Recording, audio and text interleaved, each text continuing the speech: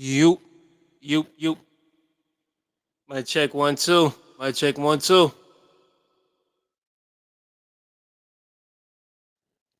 Waiting to more people jump in on the live before I start.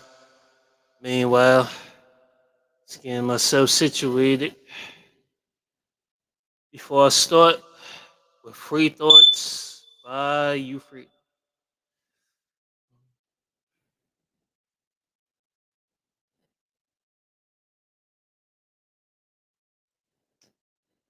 Getting the vibe right.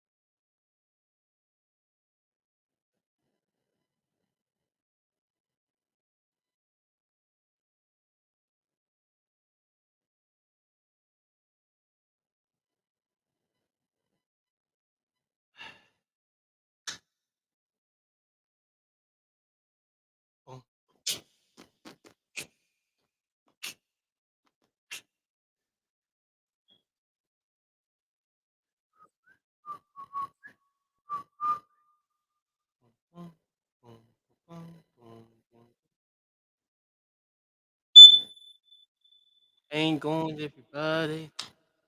Ain't going everybody.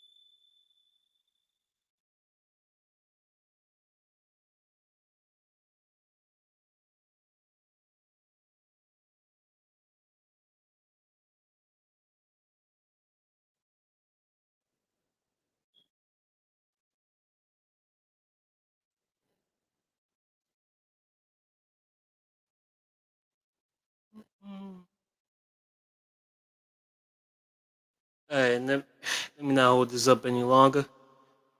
Peace, everybody. This is U.Freedom, aka Free from the Free Show. Here with another weekly update on free thoughts. Now, I wasn't sure what I was going to talk about. I ain't going to hold y'all yet. What I did want to discuss on here is accountability, saving self. And, with the alleged 50 years of hip hop, you know, the last 50-year anniversary of hip hop passing. I probably started talking about this in my last live or my last stream. I can't really recollect right now, but one thing like I realized like while I was watching, I was watching Doggy Diamond's um live stream on hip hop, the dark side of hip hop. One of the things I realized a long time ago is like, a lot of the people that we look up to, they got their own stuff with them. You know, some call it the shadow side. You know what I'm saying? Pretty much everybody has that. And I even commented on one of the videos saying that like majority of our favorite MCs. Well, nah. Let me get it right. I said most, if not all, of our favorite MCs either did or is associated with something that's immoral. Which would be factual from my point of view because like we being for real, pretty much everybody done did some things that wasn't morally right or we wasn't exactly proud of. You see what I'm saying? Whether regardless if we were in a state where we were ignorant or we knew better. Like the point is like these already done. Now, some things you can't like come back from, but a lot of the things, you know what I'm saying, like you can't come back from. You know what I'm saying? If like you're actually honest with yourself about pretty much everything, that was said or done, good, bad, ugly, it don't even matter at this point. Well, it does matter, but it doesn't matter. You see what I'm saying? And a lot of the times like we look for like somebody to blame for, the mishaps that happened when really it was really you this whole time. You see what I'm saying? Like regardless of the circumstance, regardless of, you know, the results, the fact is like you had a part to play in your own demise, so to speak. You see what I'm saying? Hold on. Speaking to the microphone. Yeah, we pretty much have our own part to play in our own demise. Whether we wanna like acknowledge it or not, regardless if, we wanna admit it or not, like we all play a part in it. You know what I'm saying? Like in the minute, matter of fact, the second, we actually acknowledge that, then the second, we can get to, okay, how can I, how can I recover from this? Like, how can I use this moment to actually make my character more upright, more strong, more righteous? You see what I'm saying? Because at the end of the day, your character, your character will be judged whether you like it or not. You know what I mean? It kind of reminds me of, well, even before I go into that whole metaphor, like the quality of your life is really the quality of not only what's in your mind, but really what's in your heart. And it goes back to that whole like the whole measuring the heart thing, like measuring it through the law of my eye or whatever, where your heart has to be light as a feather. And with that in mind, we always gotta realize that like whatever we are in our minds and our hearts, that's what's gonna manifest in our daily life. That's why it's often said like you gotta be careful the things that the things that's on your mind, whatever you think, whatever you say, like you gotta be real careful with it because like the second like you speak into the atmosphere, You know what I'm saying? Like it's gonna it's gonna come out one way or another.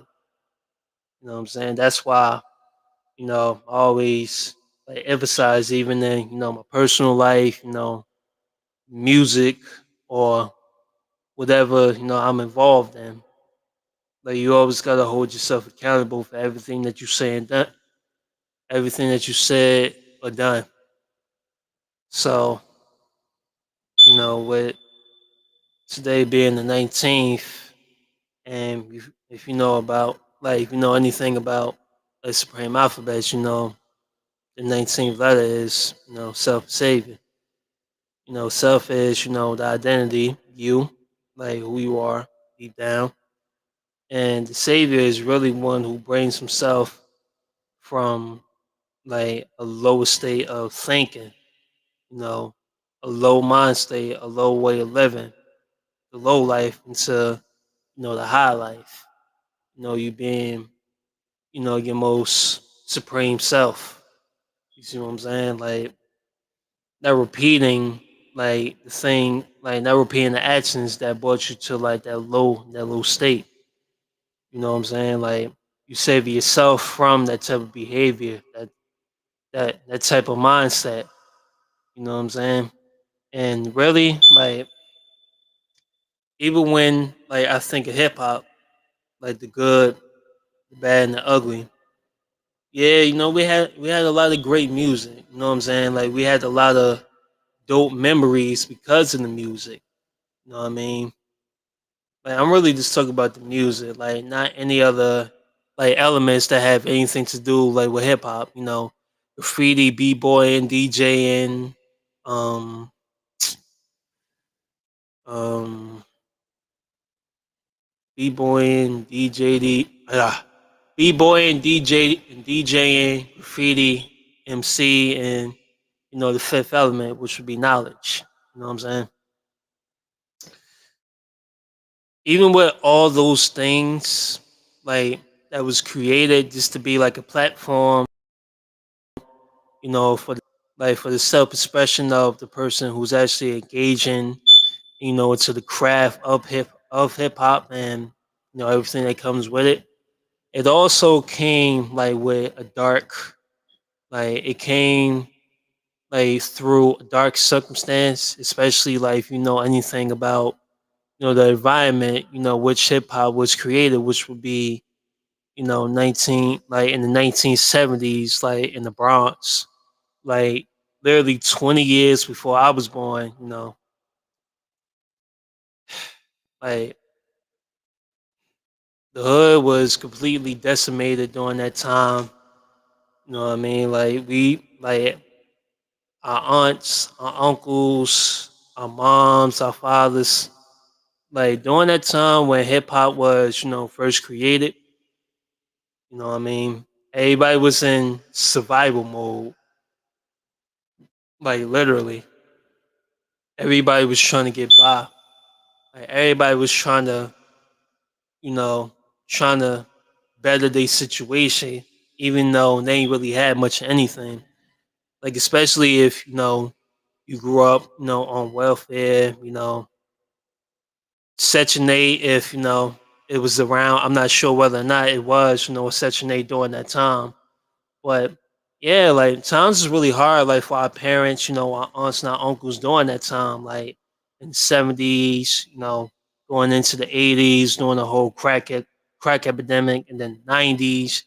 You know what I'm saying? Like our parents, like regardless of what type of relationship we had with our parents, if we had any type of relationship with our parents, like it was really hard.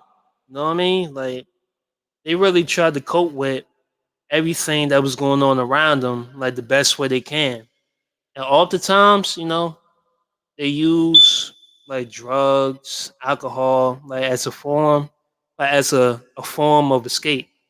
You know what I'm saying? Even when hip hop was created, mm, it was really it was really a way for us to like save like the innocence and the creativity and the youthfulness that we had, like that we struggled to hold on to while we was dealing with all these dysfunctional like circumstances, and what type of atmosphere it was like in the 70s, 80s, and 90s, like especially like not only in New York, you know what I'm saying, but in Jersey in general. Well, really, I'm really talking from like a Newark experience. It's like we were. pardon, pardon me. Hold on.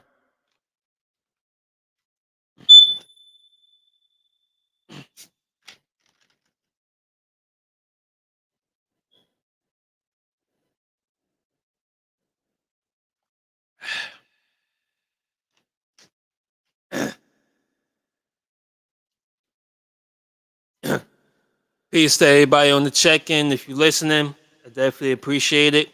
Don't forget to subscribe to the channel. Free TV on YouTube. You know what I mean? Help me get these views up. I'm back to building my channel up. You know what I'm saying? But anyway, like the atmosphere in which hip hop was created, it was a really dysfunctional atmosphere, and a lot of immoral stuff was just going on all around us while we was trying to establish like this art form. You know what I mean? And because hip hop was really used not only as a platform but also as an escape, like just like the drug, like just like a drug. You know what I'm saying? Like just like a lot of our people, a lot of our family members may have used certain substances to like escape their hardship. We use like a lot of us use hip hop as an escape, from our hardship, like, even with the cost. You know what I mean? Like what really started out like with a creative and righteous intent, it wound up being turned against us, through what we call, the industry. You know what I mean? Like corporate, like corporate America. Like when they seen like how, how hip hop could actually like impact the world. You already know, like anybody who knows, they know like they took full advantage of that. You know what I'm saying? Like they used our favorite, like our most talented MCs or our most talented musicians to really influence us. And I'm pretty sure a lot of them, like they got some skeletons with them. You know what I'm saying? As we all do. And when you're given access like to certain things like that indulges that shadow side like of you or entices that shadow side, if if it goes unchecked, like eventually, you fall victim to it.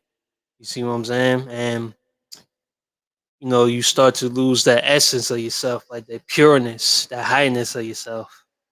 You know what I'm saying? And it's actually reflecting even in our art form to this day. And even when, I was listening like to the pain of, the brother Hassan Campbell, you know what I mean? Like just listening to, everything he went through, it was just like, wow. Like this is one of the dudes like who was actually around during that time when, hip hop took place. So if you got a dude like that who's spilling his pain like years later, you know what I'm saying? Like if you know anything about, Hassan Campbell's situation, or if you don't, you might want to, you know, check him out and see, what I'm talking about. But basically, what started off as a healing tool to us, you know, it got turned into something like a drug. Like it literally got turned into a drug that was really used to destroy us. You see what I'm saying? What really started off to, address our pain, like whatever, we went through, and wound up being the drug, like not really getting to the root of, what caused that pain, and, actually getting to like a fully functional, healed, or healing person. And even when we get a glimpse of that, they don't get like too much coverage. Like we literally like been like if you really got like an eye for hip hop or hip hop music, like you would see that even our favorite rappers, like you can see like they were clearly like traumatized. Like I could tell you some of my favorite rappers. Like I grew up on Tupac, obviously, everything he went through. Like he went from Tupacalypse to Me Against the World. Like when he was like dealing with dark themes like suicidal thoughts, Biggie. That's pretty much self-explanatory right there. Ready to die. Um, Life after death. Bone Thugs and Harmony. Like they was talking about all different types of dark stuff.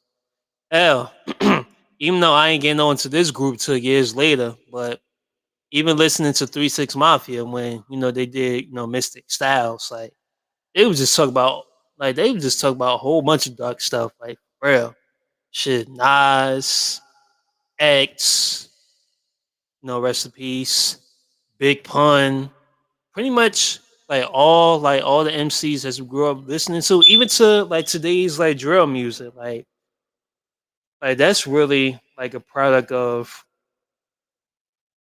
like an unhealed, dysfunctional like environment. You see what I'm saying? Like they're literally like, even though I hate using this term, but as a misnomer, I would say functional victims. You see what I'm saying? Like the only thing I hear like when I listen to music now is just people just surviving, traumatized. Like even down to like the way they act in public or like on social media, wilding out, getting into fights, like doing all these kind of crazy drugs, like these manufactured drugs and all that. Like you have to really ask yourself, like, are we using hip hop to actually heal ourselves, like to save ourselves, so we could become a better person? You know what I mean? So we can actually like get back to taking care of each other and really be a community or a village or whatever, or is we using the art form to really like just cause us more pain or more dysfunction?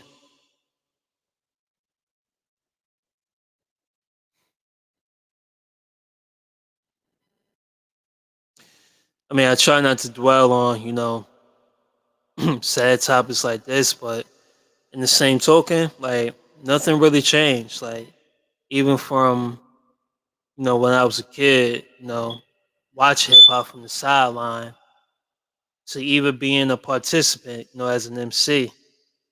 Like it's just like as I'm honing my craft, you know what I'm saying? Like I'm honing my craft and trying to get better at my craft, as a lyricist, making dope songs and things like that. It's just like, damn, is we really getting better? Like as a person? And hell, that made me like look at myself like am I like doing the best? Like am I doing my best? Am I being my best? Like not just a better MC, like a better songwriter, a better musician, better artist, but am I doing my best as a person? Because your art is really a reflection of you. You see what I'm saying? And even as I'm listening to myself talk right now, like I could just hear myself like, damn, I still got more work to do. As a person, as an artist, like as a brother, as an uncle, as an all around person. Like I just like, wow, I really have more work to do. And as I'm realizing this, I look at my art, as an MC, I just be like, damn. Like I'm not terrible, I'm not whack from afar. Yet I can always do better. You see what I'm saying? So if you're thinking like that, you know, if you're thinking like if I better myself as a person, that just makes my art better. And I could be like a shining example, like to my fellow like artists, my fellow MCs, like my fellow peers around me. Then, it can create like that domino effect. So even me as an MC, as a person, it's just like, yo, I could be doing a lot better. I could be more active in my art. You know what I'm saying? I could be out here doing like more shows. You know what I mean? I can make myself available, like make myself more seen and heard everywhere. You see what I'm saying? It's just it really starts with self. Going back to you know self and savior. The alphabet, like supreme alphabet, S, self and savior. Like once I'm familiar with self, and trust me, I'm very self aware. Once you be aware of self, it's really up to you to actually bring that self. You know what I'm saying? Whoever you are, like I ain't trying to debate nobody on who they are, but whoever you are as a person is gonna reflect in your art. So don't just focus on like being a master at your craft. Focus on being the master of yourself. Because if you're the master of yourself, you'll master your craft. If you're a healer within yourself, you're gonna be a healer within your craft. If you're healed within yourself, then that's pardon me, I'm trying not to curse, but that's gonna be better for you. That's gonna be better in your craft. You know what I'm saying? And regardless of the odds that you gotta face like against like outside, like in this outside world, and in the world's manifest, the law's world manifest, you know what I'm saying? You have to be that better person. Like you really have to be that change that you want to see in the world.